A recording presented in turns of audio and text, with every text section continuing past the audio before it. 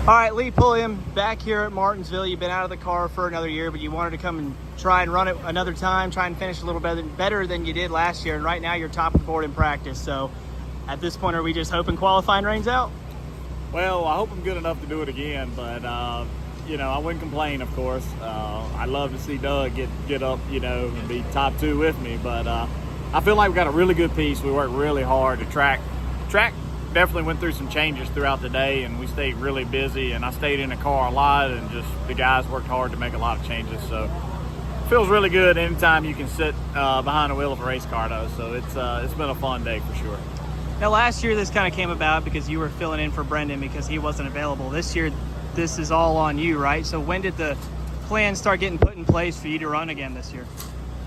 Well, I only want to take two cars, and Doug was the only driver I had that was going to run this race this year, and so I had the other car sitting there available, and I could either put somebody in it or I could find the funding and run it myself. So, I still love racing. I miss it every day driving, right? But it just costs so much to do, unfortunately, and just part of the sport. So I'm thankful for the opportunity. I'm thankful I wouldn't be here without Carolina Drill, Best Repair, and Folsom Fence Supply. I mean, that's the only reason I can play this weekend. So, and Mincy's Graphics, to see how this bad rap he put on that race car. So.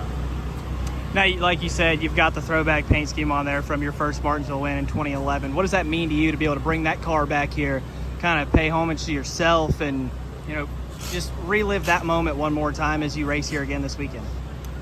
It means a lot. I get goosebumps every time I come into this place. A lot of emotion, right? Like on P1 on the board, that just brings emotion out of me because I love it. This is what I always dreamed of doing, is being a professional race car driver, and just didn't quite have the funding to make it up the ladder, but I think for me to go so long without racing, it just makes you appreciate this level even more, right? Like, I used to be bummed out that I didn't make it up, but I'm so lucky to even be able to drive a late model stock car. So it's definitely a privilege to be able to do this again, and I'm looking forward to the rest of the weekend. Now, should the weather come like it seems like it might, and tonight's qualifying session and tomorrow's activities get rained out, it'll get pushed to Sunday. So gonna have to wait a couple days to be able to try and run for that pole position if it plays out that way. Is there any added nerves having to wait that long for it?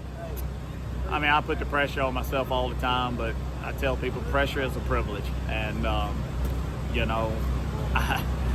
love the pressure, right? Like, I love that sick feeling in your stomach you get when you're about to roll out there. I love all that just because it just shows you how much you care about it. And it'll give you a couple more days to think about it, but I ain't gonna sleep anyway, so it's something that's never off of my mind. I couldn't go to bed last night from thinking about the day and excited, and it's just it'll be an interesting 24 hours if we have to wait till Sunday, but I'll be thinking about the race car the whole time.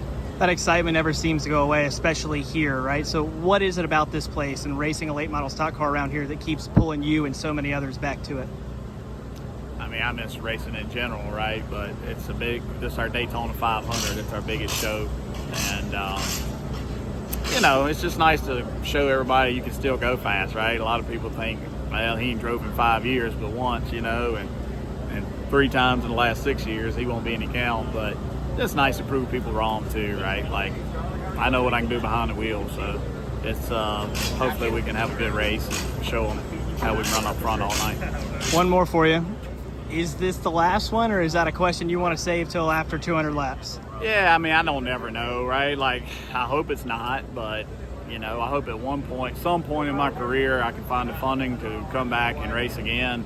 I don't think it's in the next year or 2 years or whatever, but I think at some point I would love to find the funding to come and run late model stock, get to where I was in my prime again, right? Like, I'm not in my prime showing up here once in a year.